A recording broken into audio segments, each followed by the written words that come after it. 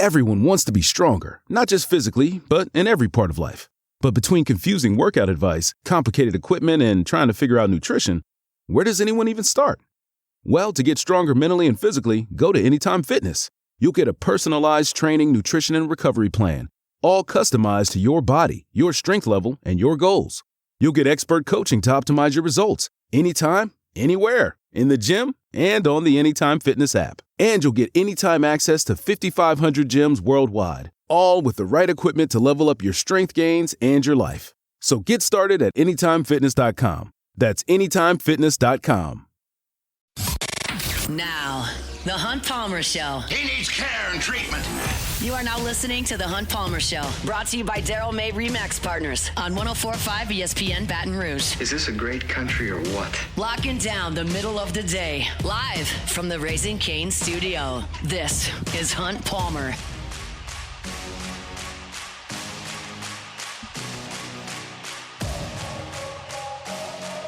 Welcome in. Hunt Palmer coming to you from the Raising Cane studio downtown in the capital city on this Tuesday. It means we're brought to you by Daryl May of Remax Partners. Jordan Kitchens, Cassie Spazzali back there on the ones and twos. Thanks for being with us. Hope your work week's off to a good start.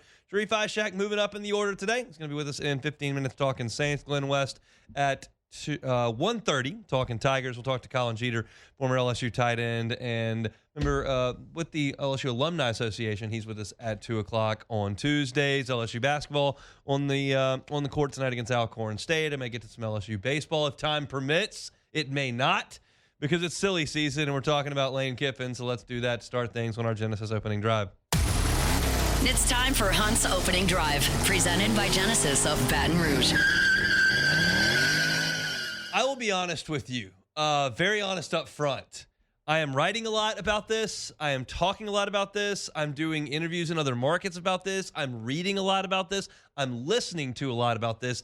It is hard for me sometimes to keep up with what I've said on this particular radio program and what I've said elsewhere or written other times or listened to. Like it is truly the silly season, and everybody's got a take, and everybody's got a rumor, and everybody's got a question, and there's a lot going on. I mean, yesterday, I'm getting asked whether or not Lane Kiffin was having dinner at Stabs on Jefferson Highway. I'm going, no, I'm not there, but that doesn't sound like a very good idea considering that he's Ole Miss's coach. I don't think if he was in Baton Rouge, he'd be in a back room somewhere. I don't think he would be in Baton Rouge, and our information was that he wasn't in Baton Rouge, so I don't think he's sitting up at the bar at Stabs. Like that happened. I'm hearing questions. Well, are there NIL deals for his kids? I don't think so. We are really, really cranking this thing up to 1,000, and I'm trying to keep it closer to 100. But it is silly season at this point, and until Lane Kiffin does something, it's just going to stay that way. In every moment that passes, it feels like when he does nothing that he's going to do something big, which is to move on. I know that I said that on this program yesterday, but since we left the air at 3 o'clock on Monday afternoon, here's some of the stuff that has happened. Lane Kiffin's family that came in on a plane flew back to Oxford. We know that. Stuart Mandel from The Athletic reported that Keith Carter and Ole Miss have issued an ultimatum, his word, not mine, that Lane Kiffin had to declare what he was going to do by the Egg Bowl next Friday. That happened. We feel like, based on the discussions in Oxford, what you're hearing from here in Baton Rouge, like there's some truth in that. You don't want to use the word ultimatum? Fine. How sternly that was worded or who said it, I don't know. But the feeling in Oxford is we need you to do something. And whether you think they screamed at Lane Kiffin or dropped a written notice on his desk, had the discussion very frankly, like however you want to determine that may have happened up there in Oxford, the general truth is behind it is, hey, something needs to happen here because there's a lot going on. We've got a team that's 10-1, that's looking to go 11-1, that's trying to compete for a national championship. We'd like you to be a part of that. If you're not going to be a part of it, we probably need to start looking to hire a new coach. Maybe we like John Sumrall. maybe Auburn's already down the road with him. We don't want to be held out to dry. And then you make a decision in the middle of January, middle of December, and now we don't know who to hire. And you feel like LSU, well, they've still got a little bit of time. Like, this is clearly number one on their list, so they would like things to wrap up pretty quickly as well. Everybody wants to do something except Lane Kiffin, who's probably wrestling with this a little bit. Now, today, Lane Kiffin went on the McAfee show. Like, I knew immediately when I turned that on what was coming here, okay? Pat McAfee does not work for the New York Times. He's not an ink-stained journo. Pat McAfee is into coming on in a tank top, cutting up, dropping a few four-letter words, and having some fun. So I knew the second Lane Kiffin popped up on that screen, I was not going to get an answer to anything. Like, I knew that. I think there are a lot of people that thought that answer might be coming there. I saw some people criticizing McAfee for the way he handled the interview. Like, you know what you're getting from Pat McAfee. He's not going to sit there and press and press and press to get information and break news. That's not how he gets these people to come on his show. He does that because he's a cut-up, and he will allow them to kind of control the narrative. He did this with Aaron Rodgers. Paid Aaron Rodgers to go on that show. Aaron Rodgers wasn't going to give him anything significant about the retirement, the injury situation. Like, it was going to be a jovial guest-first conversation, and that's exactly what Lane Kiffin was on the McAfee show today. The quote that I pulled that I wrote at LouisianaSports.net was in regard to, has there been an ultimatum issued by Ole Miss to you about when to figure this out? And Lane Kiffin said, that's absolutely not true. There's been no anything like that at all. I don't know where that came from, like a lot of stuff that's out there. That's what he had to say. This is another quote from Kiffin, and it goes right in lockstep with what we heard on Saturday after that game, after the record-setting crowd, after the going to 10-1, after all the jubilation in Oxford. Hey, you going to be the coach here next year? And he just kind of deflected it. And Lane at this point said, we're having a blast. I love it here. It just couldn't be better. Like I said, you pray for things, our fans pray for things, and now we're in the middle of it. So enjoy it.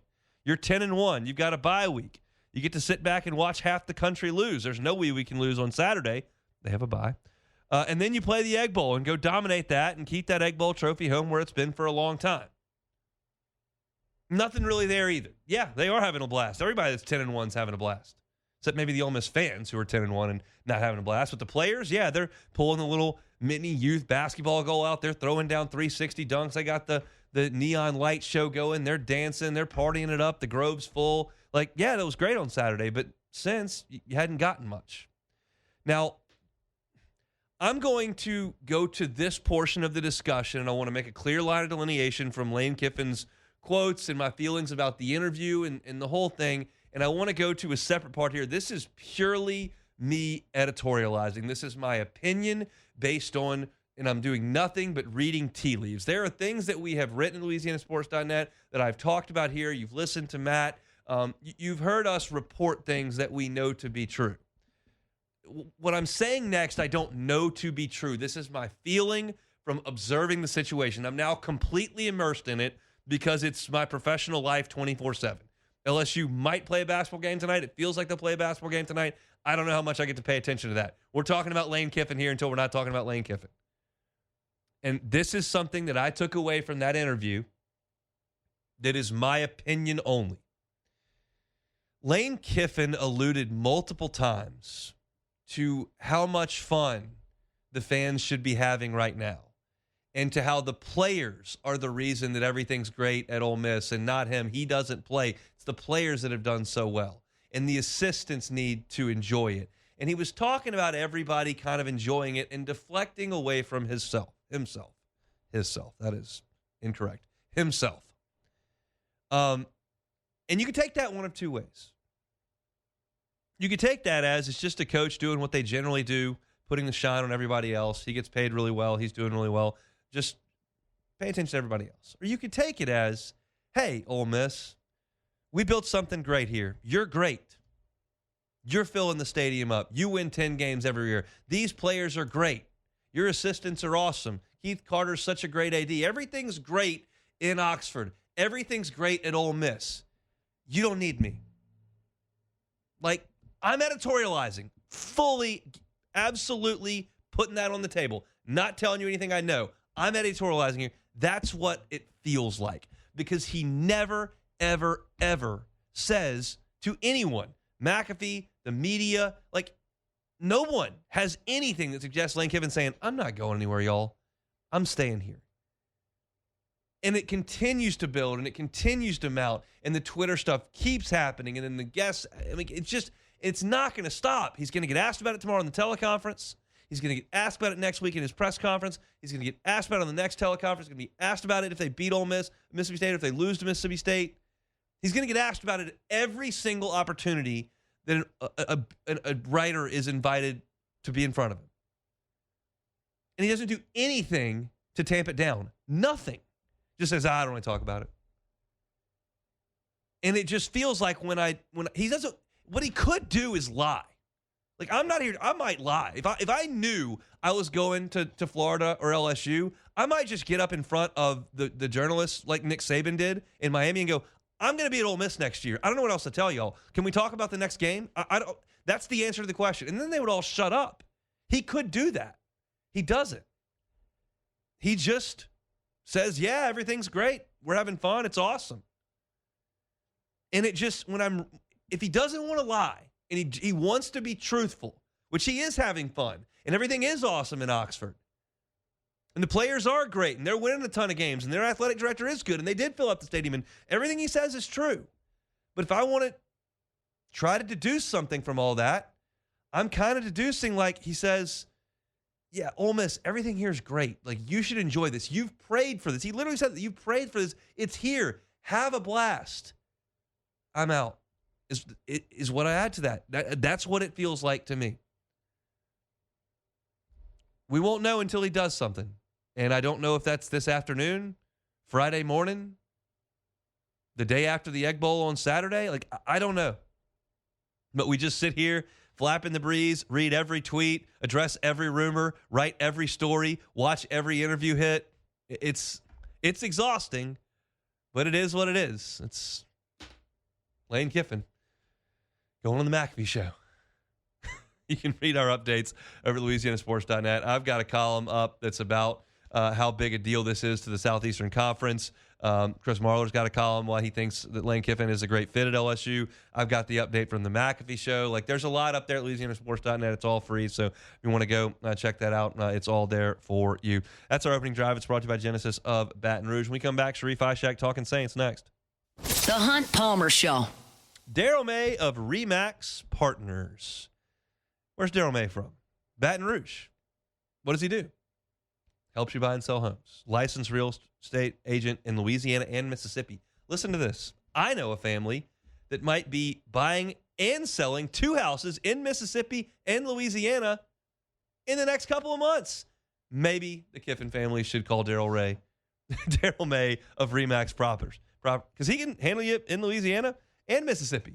If you're not a Kiffin, he can work with you as well. He's a lifelong resident of the 225 area code, grew up in Baton Rouge, now up in St. Francisville. He's got the ability to locate the house that you were looking for, the home you were looking for, and with his 20 years of building experience, he is happy to show you what's a good buy and what you may want to steer away from. He's got a unique set of skills with his past in building as well as his present in that career in real estate. So if you're looking to buy or sell a home, Daryl May, Remax Partners, needs to be your first call. Daryl May of Remax Partners.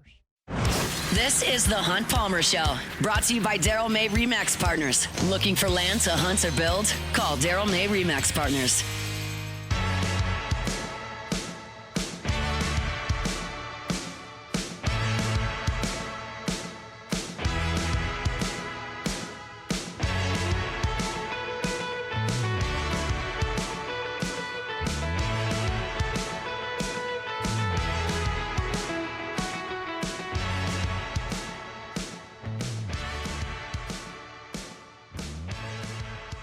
Chugging right along here on this Tuesday, brought to you by Daryl May of Remax Partners. Let's switch the conversation from Lane Kiffin and LSU over to the New Orleans Saints, who now get ready for their hated rivals, the Atlanta Falcons. They'll be in the Dome on Sunday. So will Sharief Ishaq. He joins us now on the Jim's Firearms Hotline. Sharief, how are we doing? I'm doing, it is what it is. That's my answer. That's how I'm doing. Well, let's talk about the Saints, because it's been pretty dreary for the entire season, but they get a win on the road, got the bye week. Falcons dealing with injuries. Like, they're starting to feel a little bit of positive momentum in New Orleans. Yeah, I think this is the Super Bowl for the Saints this week. I think they would love to make the Falcons look worse than they already are, ruin their draft pick that's going to the Rams. They would love to do anything to, stuff them in the locker twice down the stretch here, especially this week at home, since the Saints are going in those all-black uniforms. So they would love it to be a funeral for the Falcons. And it would only be right for the Saints to go and absolutely crush them in this home game. What gives you the impression that the Saints can do that? I have no idea, to be honest with you. Okay. To be honest with you, I wish they didn't have a bye week last week, because it felt like the momentum was there after the game last week with Tyler Sharief, the way the defense played. But, look, man, I just don't think Kirk Cousins is good.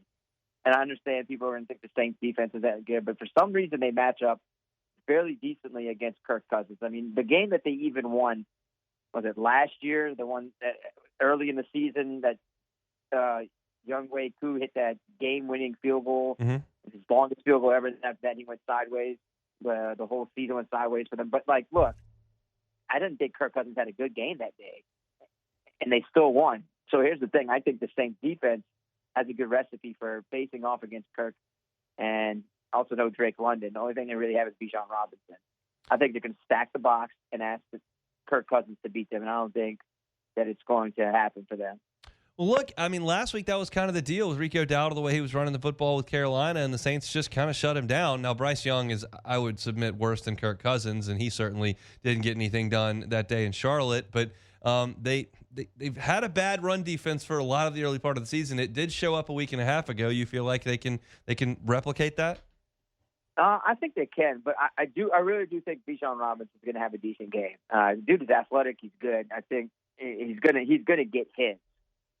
It's just you cannot allow Kirk Cousins to also add on top of that. So I am going to just leave it all on Kirk Cousins. Let him beat you. I'm going to stack the box and trust my cornerbacks, Kool-Aid and Quincy, to stop whoever they run out there at receiver. That's, not Drake London, since he's hurt.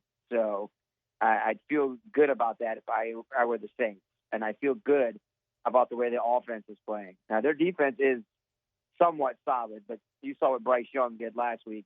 Bryce Young seems to turn into Drew Brees or a Hall of Famer anytime he plays against the Falcons. So I kind of like the way that things are trending for the Saints offense and Tyler Sharief after that Rams game. You saw a little bit in the Rams game. You saw more in the Panthers game. Give them credit. Panthers are a decent defense. So I'm liking the way it trends. Now, they are going to have to do the same thing on the ground.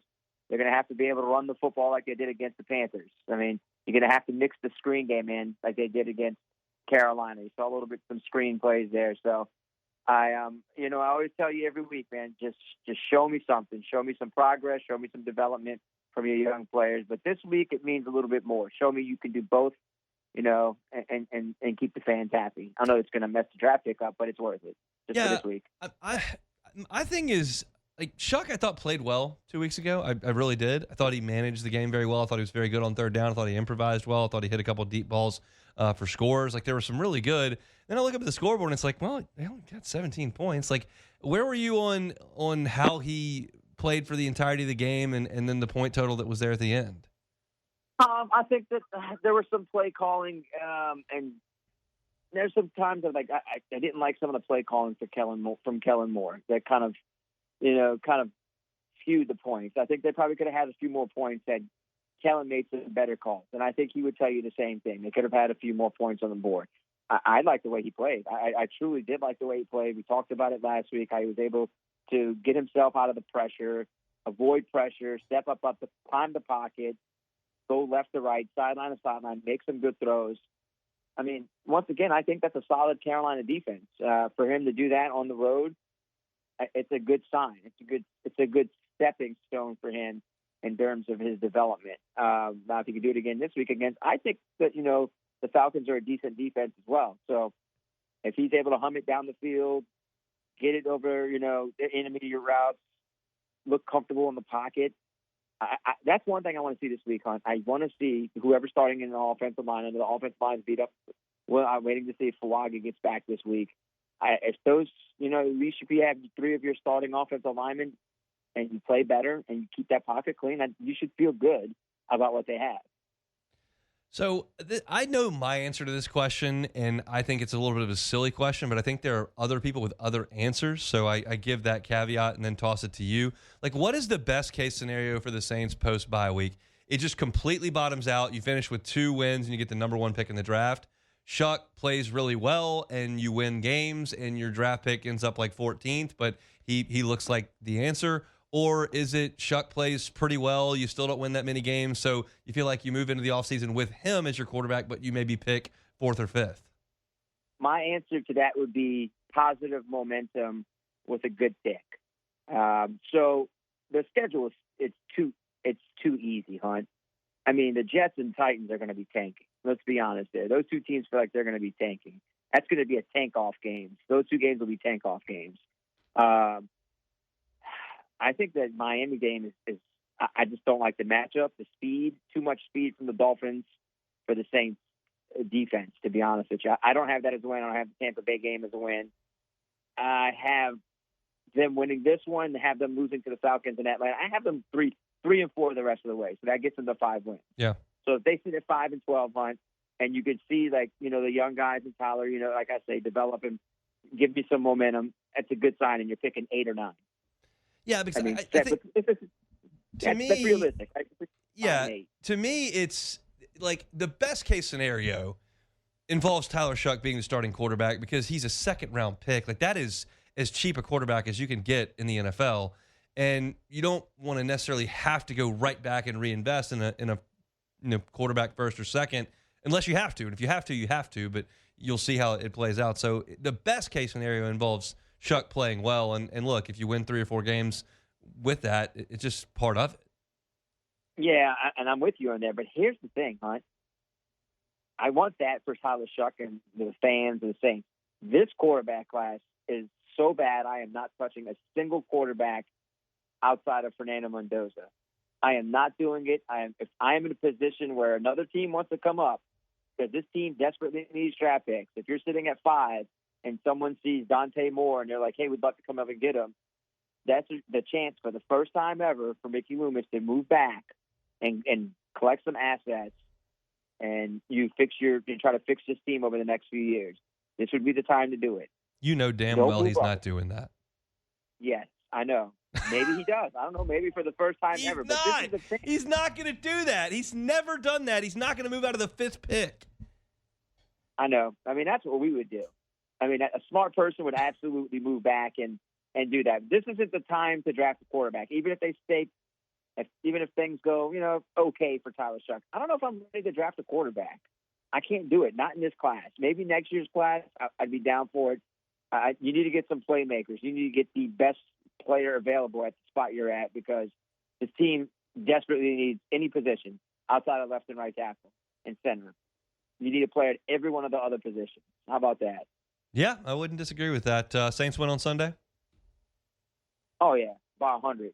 Never picking that team from the other state. Few states over. I'm never. You heard it right here. Team. Saints by 100 over the Atlanta Falcons. Their funeral as the Saints wear all black. Sharief, Ishaq, WDSU. Thank you, sir. All right, Hunt. You can find all of our Saints content, Hunt on Saints on YouTube, wherever you find your sound. Certainly, Raw Jackson's got them covered over there, LouisianaSports.net as well. Let's go back to the LSU discussion. Glen West next.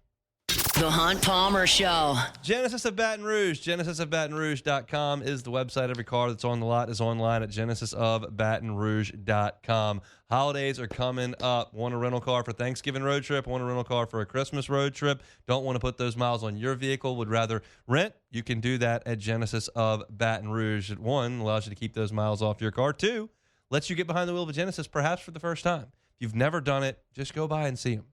Promise you will realize the difference once you get behind the wheel. They're on airline at PICU. Go by and see them, see their amazing staff, see that incredible line of vehicles, and they say, hey, I'd like to rent a vehicle. They will get that to you, and you will not regret it. Genesis of Baton Rouge. You can find them online at genesisofbatonrouge.com. This is the Hunt Palmer Show, brought to you by Daryl May Remax Partners. Looking for land to hunt or build? Call Daryl May Remax Partners.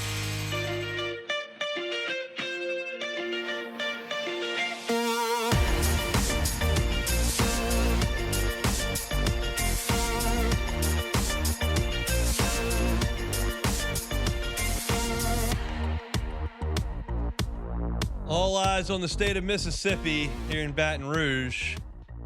Alcorn State coming to the PMAC tonight from Mississippi, 0-5. Huge game from Matt McMahon's LSU basketball squad. Here to break it all down is Glen West of Go 24/7. Glenn, give me everything you know about the Braves. I was just about to ask you. I'd give you a crisp $10 bill if you could tell me the starting point guard for Alcorn State.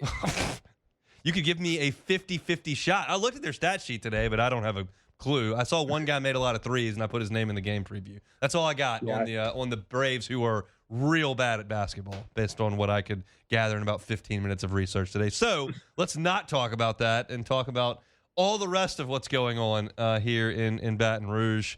Like, where are you on this Lane Kiffin situation?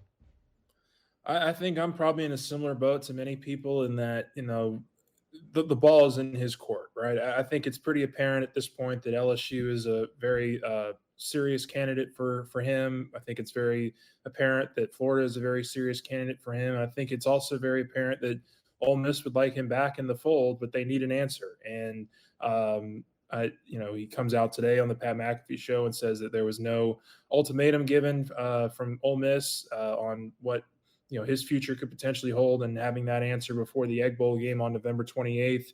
I'm not taking him for his word on that. There's too much other noise around this that it sounds like this is going to be coming to a head here within the week, or maybe even a matter of days, as to what he ultimately decides his future will be. But I just know from an LSU perspective that they're throwing everything they can at him. They're 1A target, and we'll see kind of what Kiffin ultimately decides. But this is in his boat, and he's got three really good options from where I stand. What would Lane Kiffin's fit be at LSU, for a term that I hate when people use?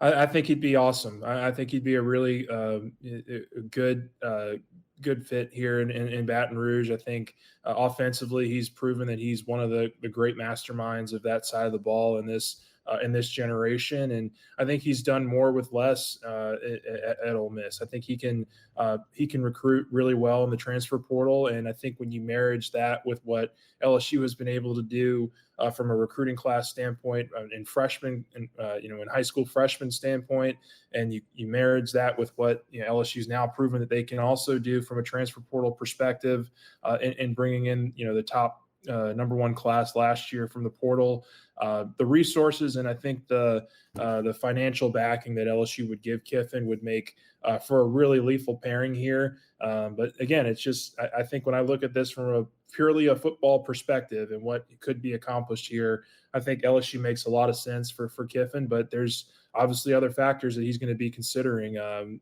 when making this decision. If Lane Kiffin wakes up tomorrow and signs that extension at Ole Miss, what does that mean for LSU?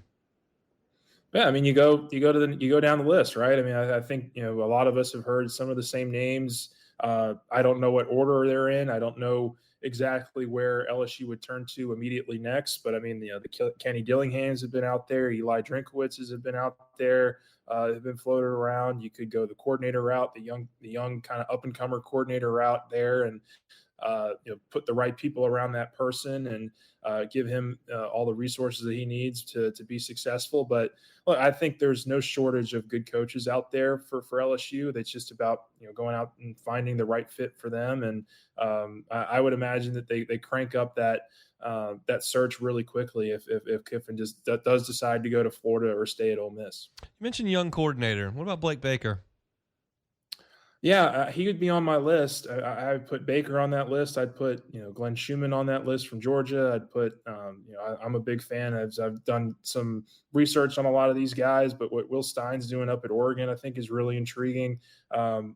These are all younger guys who have never really had that head coaching experience yet, and I absolutely would be okay with Blake Baker. I do think it'd be a little bit weird if you were LSU and you had to go to Frank Wilson, for example, and say, hey, we know you've been the interim coach here for the last couple of weeks, but we want to make Blake Baker the head coach going forward. I'm not sure how that conversation would go, but that would be maybe the one little hiccup that you could see come out of this if it was Baker that LSU decided on. But I think there's going to be a lot of candidates that LSU kind of continues to go after, even after Kiffin, who have head coaching experience and who LSU will consider prime candidates and targets to go after. What about Frank Wilson? Listen, I wouldn't put anything past LSU. I think they're keeping all their options on the table here. And like I said, I'm not sure if you feel any different, but I don't really have a great feel for, who that secondary candidate's going to be, who that third candidate's going to be, who the fourth guy is going to be. I think that they're still vetting a lot of these guys. And so I would absolutely keep Frank, on that list. I don't know how far up he is or how far down he is, but he's somebody that just listened to him over the last couple of weeks and I wrote about it this morning a little bit on our site, but you can just tell, man, the players, they love him here. The support staff, they love him here. He is LSU through and through. And, we'll see kind of what happens over the next couple of weeks, but it would be really, really tough no matter who is brought in here to be the next leader of the coach of the program if Frank Wilson's also not a part of this staff. Glen West, our guest, senior writer for Go 24/7, team coverage as well as recruiting coverage. They got you over there at Go 24/7. All right, let's switch to this team. What happens at quarterback for the next 2 weeks?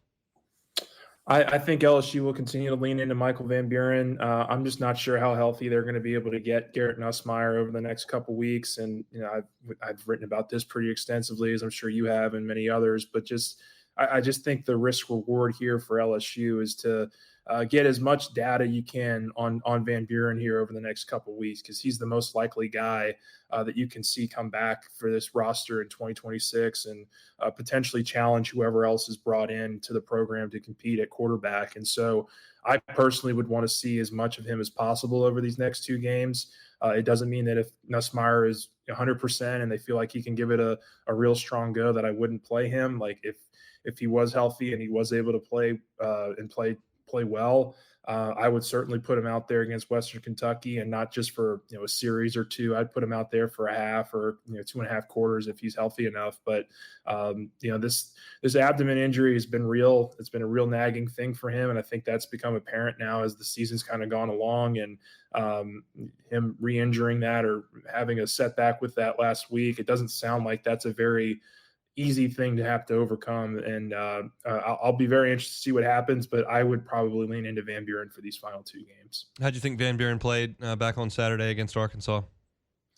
I thought he was all right. I mean, I don't think there were those moments where it's like, wow, that guy could be the future of the program right here. I thought he had some really good clutch moments in the fourth quarter there with that 35-yard scamper, obviously led the 92-yard touchdown drive. Didn't turn the ball over, didn't put the ball in too many compromising positions, but I think that was also by design. LSU didn't ask him to do any more than what he needed to do to win that game for them. And look, this is still a flawed roster, right? It's a flawed team. It has had its bumps and bruises along the way with the offensive side of the ball in particular. But I thought Van Buren handled himself well. Certainly something to build on, but I'm not ready to go to he's pounding the table as the starter for 2026, but he's got some things that he can build on, I think, with that performance. Harlan Berry's gotten a lot of pub over the last couple of days. Certainly he's shown some explosiveness in the second half of this season. What have you seen from the freshman running back? I think he's the future. I think if you were to give me a short list of guys that I'd want back on this roster with, no second thoughts, it'd be Harlan Berry, it'd be Trey'Dez Green, it'd be DJ Pickett. I think those are the three young players of this core group that you think can be major impact players for you next year. And so Harlan would be right at the top of that list for me. I think he's a really talented running back. I think you've seen him grow more and more comfortable as he's had these opportunities over the last couple of weeks to really kind of thrive in this offense. And he's just really good at making people miss. I mean, at the line of scrimmage, even when things aren't there all the time, he's able to, bounce off a guy or, juke a guy out of a position and, get forward for another 6-7 yards or something like that. He's really good at that stuff. And, I think this last week you also saw LSU kind of lean into the screen game for these running backs a little bit more. I thought that was really encouraging to get him out into open space on some screens for the running backs. And so he's a dynamic playmaker and a guy that I think if LSU gets back in the program for 2026 and beyond, they'd be ecstatic about it. All jokes aside, LSU does play a basketball game tonight. I got a thumbnail on something you're watching. A lot of folks excited about the fact that they've scored 90-plus in 3 straight games. Where are you on this team as they continue to overmatch teams? Yeah, I'm really impressed with the fact that they're winning in ways that they should be winning against teams like these, the ones that they played these first 3 games. They've really pounded the paint. They've really gotten to the free throw line very consistently and have been pretty physical with these teams that they should be physical against. And so the biggest question is, will that translate to the SEC? I think the jury's still out on that, but I've been very impressed by, Markel Sutton. I think he's one of the bigger X factors on this team. I think Michael Nwoko and Deion Thomas, that relationship, that connection has been very real and something that I think that team can lean into. And I think probably just maybe a question or a concern I have is just the perimeter shooting as a whole. Well, how, who outside of Sutton, who outside of Thomas? We know those 2 guys are going to shoot a lot of threes, but, can Max McKinnon, can Rashad King, can Jalen Reese, can some of these guys hit threes on a more consistent basis going forward for LSU to really space the floor? I think that's going to be one of my bigger question marks for this team as we get into the heart of SEC play. We'll see. LSU and Alcorn State, 7 o'clock tonight from the PMAC. Thanks, Glenn. All right. Thanks, Hunt. Glen West, senior editor at Go 24/7. Appreciate him giving us a little bit of time here on this Tuesday. Got Colin Jeter, LSU Alumni Association, former Tiger tight end, with us in about 18 minutes. When we come back, I did some looking into coaching staffs at Ole Miss, and, of course, what you got at LSU. What if Lane Kiffin does decide he's going to come to LSU? Like, what could a staff look like? I'll tell you next. The Hunt Palmer Show. One Bath and Closets. OneBathAndClosets.com is that website. David Duvall and his team, 30 years redesigning and remodeling bathrooms and closets. Safety can be a big issue in the bathroom, especially as folks age. If there's an aging loved one in your life and you'd like to mitigate some of that risk in the bathroom, call David Duvall. One Bath and Closets. Non-slip floors, guardrails in dangerous places, walk-in tubs, showers with benches. All these can mitigate the risk of slip and falls in the bathroom. So if you're looking into that for someone that you love, maybe you hadn't thought about it, but you're thinking, oh, that makes some sense. David's happy to talk about it. That part doesn't cost you a cent. They do it all the time. He'll know exactly what it is you need done. And if you're looking for financing options, they've got it. 0% for up to 18 months. That's same as cash. So go online to onebathandclosets.com, request that free consultation, have the talk with David, and move forward with that project in your home. It's One Bath and Closets. You can find them online, onebathandclosets.com. This is the Hunt Palmer Show, brought to you by Daryl May Remax Partners. Looking for land to hunt or build? Call Daryl May Remax Partners.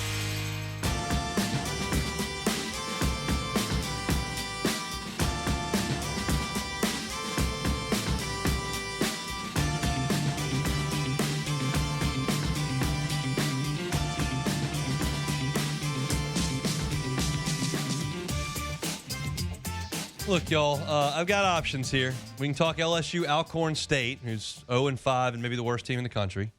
We can talk LSU Western Kentucky on Saturday in front of what will be dozens of Tiger fans in Death Valley. Or we can keep running with the Lane Kiffin stuff and play some different angles of it. And I'm here to do that for you because I just found it to be a little bit more compelling. Is it my favorite thing to do? Not really. Not really. But it is what it is. It is the news cycle until it's not. So I did some digging today on the coaching staff at Ole Miss and the coaching staff at LSU. And if Lane Kiffin were to take the job at LSU, like what might that look like staff-wise as far as folks that came from Oxford, or folks that stayed at LSU. This is all hypothetical. If Lane Kiffin takes the Florida job or signs an Ole Miss extension, none of this discussion matters at all. But right now, we don't know what's going to happen. So my contention is explore some of this stuff. When you look at Kiffin's Ole Miss staff and what might make some sense coming with him from Oxford to Baton Rouge, well, Chris Kiffin is obvious. Chris Kiffin is his brother. He was his defensive coordinator at Florida Atlantic. He currently coaches the linebackers at Ole Miss. His wife was on the plane yesterday. Like, if Lane Kiffin gets this job, Chris Kiffin is coming to coach on the defensive side of the football. He's coached defensive line. He's coached linebackers. He's been a defensive coordinator. I don't think he would be a coordinator, but he would be here in Baton Rouge in one capacity or another. You look at Pete Golding, the defensive coordinator. Pete Golding was on Saban's staff at Alabama and came over 2 years ago to join Lane Kiffin in Oxford. And has done a pretty good job with that Ole Miss defense. Like, they were pretty bad on defense Kiffin's first couple of years. Like, y'all saw Kayshon Boutte going up and down the field on that Ole Miss defense. You saw Jaden Daniels go up and down the field on that Ole Miss defense. Like, they were bad on defense for the beginning of Lane Kiffin's tenure, and they've gotten better. Now, their personnel has gotten a lot better, but Golding's been a piece to that. And we all know that Pete Golding is a Hammond native. His wife is not. She is from North Mississippi. She went to Ole Miss. And I don't know whether or not he would get a look as the potential successor to Lane Kiffin as an assistant that's currently on that staff. But he does have Louisiana ties. He's recruited the state of Louisiana, and he is from here. He's from Hammond. So Golding makes some sense as defensive coordinator, but you would have to weigh that against Blake Baker, obviously, who is a big, big, big popular figure inside that football operations facility right now with just about everybody. So that's interesting. Offensively, Joe Sloan is gone. There is no offensive coordinator. And that spot is open. And Lane Kiffin and Charlie Weiss Jr. have been a dynamic duo there in Oxford. Charlie Weiss Jr. is the highest paid offensive coordinator in the Southeastern Conference. And Lane Kiffin trusts him very, very much.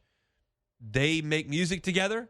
But does Charlie Weiss want to come to a second stop with Lane Kiffin and kind of play second fiddle for a big paycheck? Or does he want to spread his wings, go somewhere else where Lane's not on the headset, and try to advance his career that way? I don't know. But Charlie Weiss Jr. makes a lot of sense to come with Lane Kiffin from Oxford to Baton Rouge because they've been so good together there at Ole Miss.